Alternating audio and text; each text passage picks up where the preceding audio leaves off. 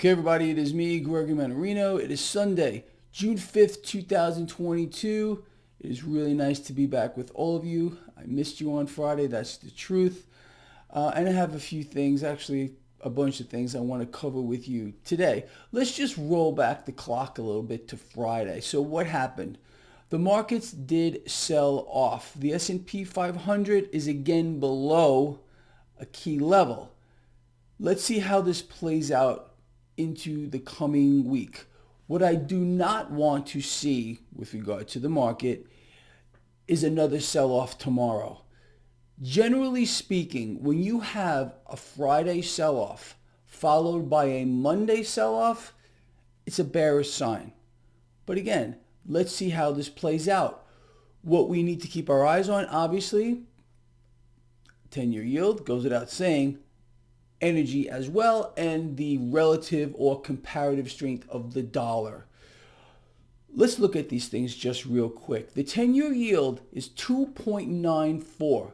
All of you who follow this blog clearly understand my take on this. With the Federal Reserve nudging that federal funds rate higher, with now the promise from the Federal Reserve that they are going to, in fact, engage in some type of balance sheet unwinding, quantitative tightening, anybody with a functioning brain out here would understand that this is going to put upward pressure on bond yields, more specifically the 10-year yield being the benchmark.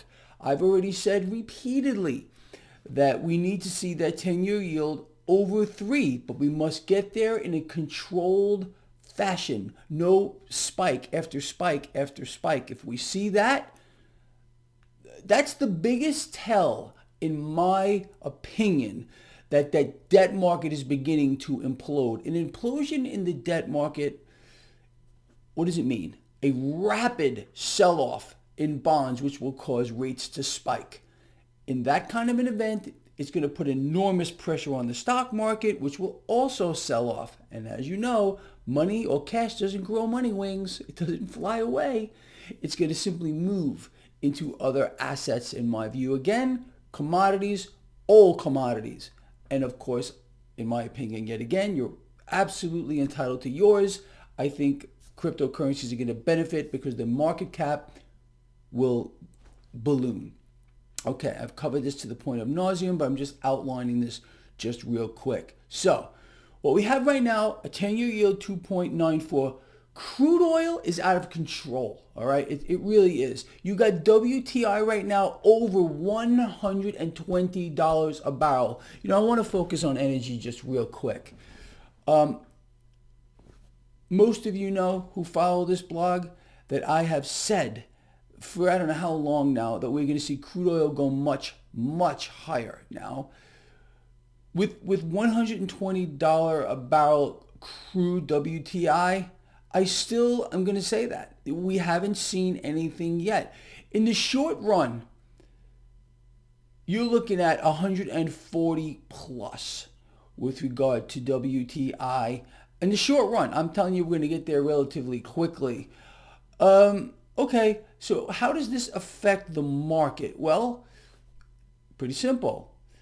Crude oil getting a bit higher. First of all, what is crude oil? Crude oil is, as you all know again, who follow the blog, this blog, the lifeblood of the market. It's the lifeblood of the military-industrial complex, period. Over 6,000 products are made with crude oil. Okay, so understanding the current environment, it's clear to see that we are being lied to yet again with regard to inflation peaking. This is all last week, and I've covered this. It's peaking. Oh, inflation, it's going to start getting better. Look, it's a lie as well. Not only is inflation going much higher, it's being propelled higher by design because of actions of central banks, not just this freak show, Federal Reserve, but central banks around the world, who are on a mission to destroy an entire class of people, the middle class. Okay, we are globally going back to a two-tier society: extreme haves, extreme have-nots, a feudal system, overlords and slaves. What does Gerald Celente say? Slavelandia, by the way. I did an interview with Gerald Celente just last week. Please catch this interview. I'm going to put a link in the description of this video. If you have not seen that interview, you need to see it. We covered a lot of things in that interview. And again, I will place a link in the description of this video.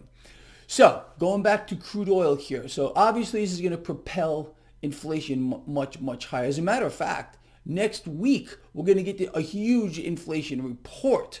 And, look, I don't know about you. I don't really buy a lot of the data, probably most of it that they, fist feed us and they shove down our throats. You all know that too. I don't think you believe it either.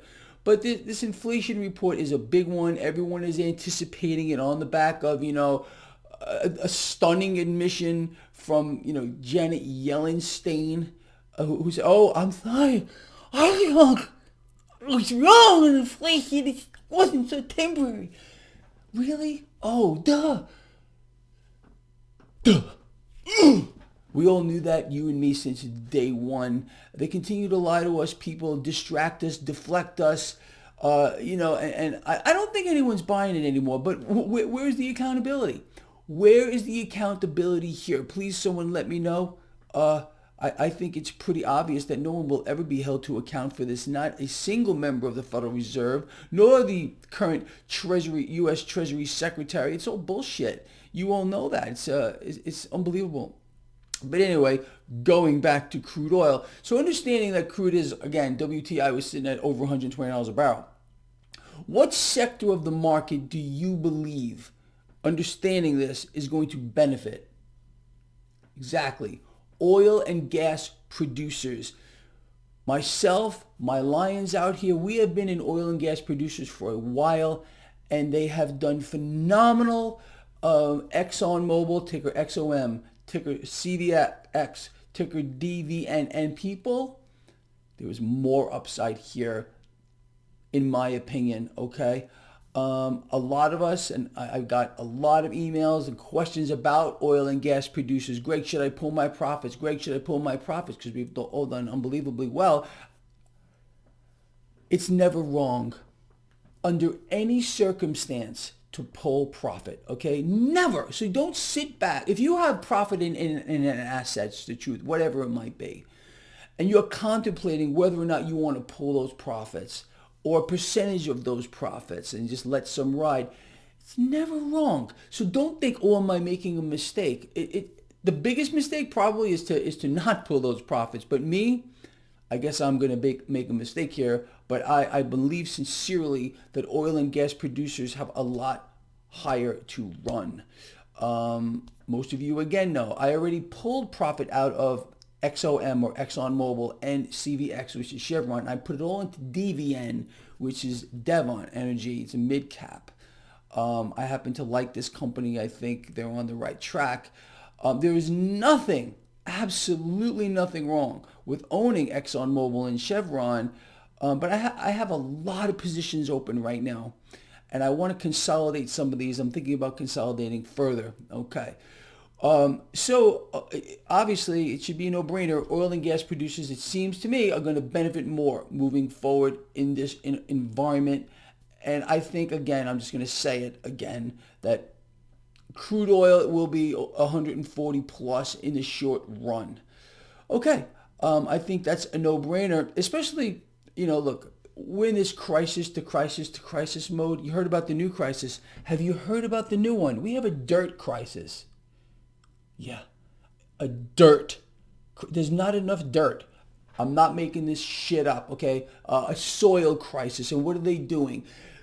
The mainstream media, turn it on. They always have something new, to fist feed you. So the dirt crisis, soil crisis, is going to lead to food and medicine shortages. Fear, okay? They must sell the narrative of fear. Fear, look, there's nothing wrong with being concerned about something, but when they make you afraid of it to the point where what they're trying to do is paralyze you. You all know that. When people are overly afraid of something, they take no action at all. They kind of get locked up like a deer in the headlights kind of thing, okay? So again, crisis to crisis to crisis. Now we're in a dirt crisis. And that, they're going to exploit that. Oh, there's going to be a shortage of medicine. You're all going to die. Yeah, it's pretty much what they're explaining to you.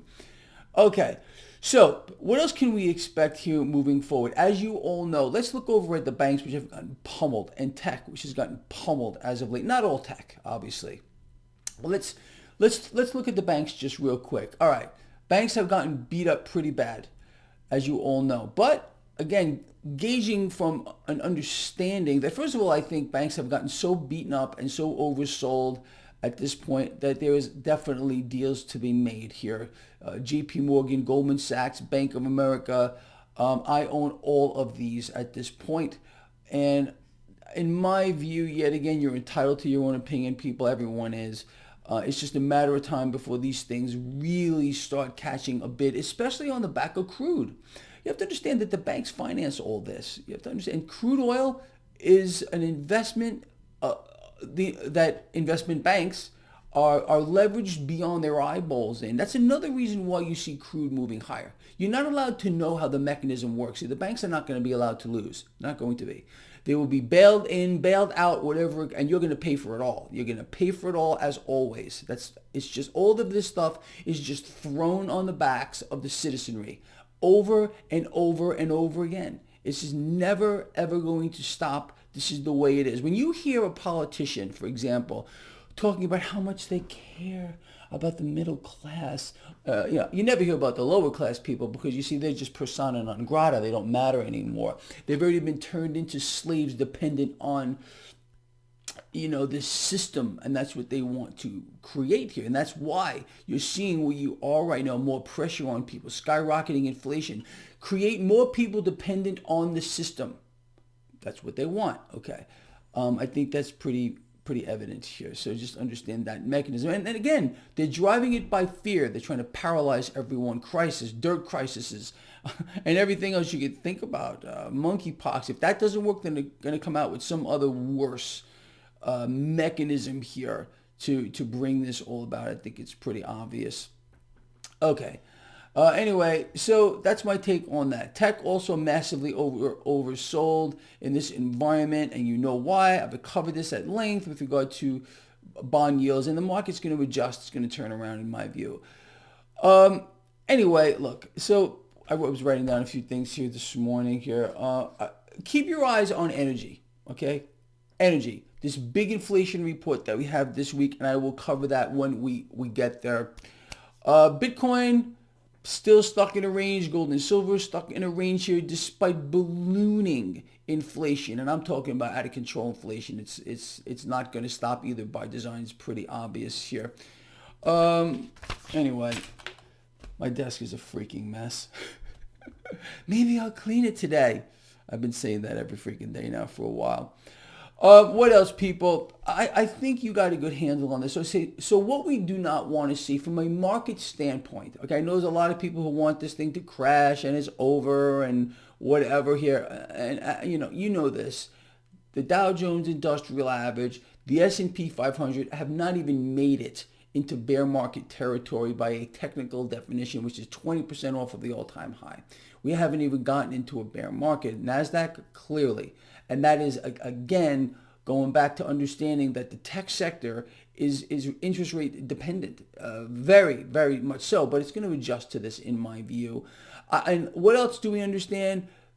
Inflows, capital inflows from the institutions are now, there's a lot of cash moving into this market. Look at the last few rallies that we've had. We've had quite a few rallies in this market with like 80% plus upside volume. Anyway, so let's keep our eyes on this market. I don't want to see, personally, I do not want to see a sell-off tomorrow. I mean, if the market would have, finished somewhat in the negative, is it going to rattle my cage? No. It's going to take a hell of a lot to rattle me. And it's really just one thing. One thing only, and that would be a rapid rising, and I'm talking about a jump, like say 10 basis points with regard to the 10-year yield, followed by another 10 basis points, followed by another 10, another 10, another 10, maybe even 15, these big jumps like that. in the 10-year yield will absolutely rattle me. And then let me explain something else to all of you. Okay, the MMRI, Mannarino Market Risk Indicator, which is, in my view, honestly, I know there's a variation out there, the MMRI, I forgot how he structured that, and it's actually good work. But the MMRI, for anyone to look at, right on my website, traderschoice.net, link in the description here, in my view, is the best risk indicator that has ever been created. And I mean that. I put a lot of thought into that, trying to, and look, we all know, it's no brainer here, that the hyper bubble in the debt market, the global debt issue is the driver here behind global equity markets. So, and again, it goes way beyond that too. Understanding that the stock market, for example, itself is a derivative as to what is occurring in the debt market. It's pretty easy to understand why we should be watching it. So the MMRI is a measure of risk based upon what is occurring in the debt market. Simple equation here. So right now we're in the yellow. We were in the red a couple of weeks back. It seemed to be telling the truth. What happened? Look, risk was rising, but risk is a double-edged sword too. Risk, reward, I think it's a no-brainer too. Right now, the MMRI, actually I don't know, it's like 170 something. It's in the yellow, but I watch that throughout the day. At least twice every single day. I would look at my own indicator. I watch it. And I think you should do the same. Go have a look at the MMRI. Again, it's on my website, traderschoice.net. All right, look, before this video gets like ridiculously long, I'm going to end it here. And do please, a lot of information that you want to hear in the interview that I just did last week with Gerald Celente. If you haven't seen it, again, link in the description of this video. People, this guy loves all of you a lot. I hope you had a great weekend. I had an incredibly busy weekend.